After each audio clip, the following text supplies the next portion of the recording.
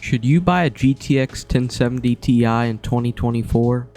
The GTX 1070 Ti came out on October 26 of 2017, which was 6 years ago, costing $500. Now the GTX 1070 Ti can optimally be purchased for just over $100 on the used market. Today I have one, and I'm going to test it in some games and see if it's worth picking up.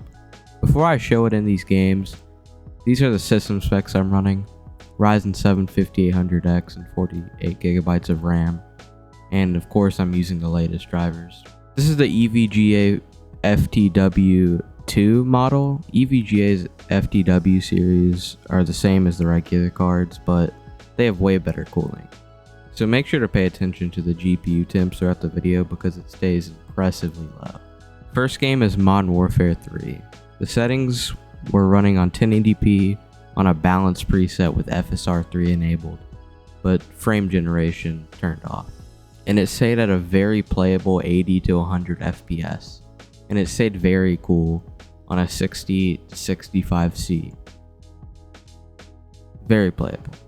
The next game is Rainbow Six Siege.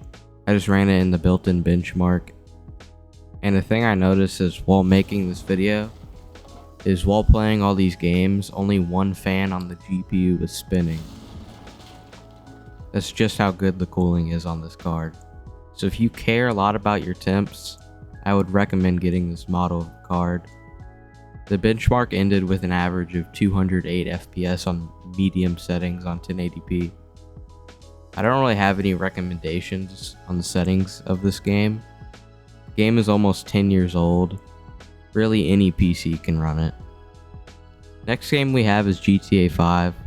I also ran the built-in benchmark at 1080p high settings and stayed above 100 FPS the whole benchmark, sometimes reaching close to 200 FPS. Also very playable.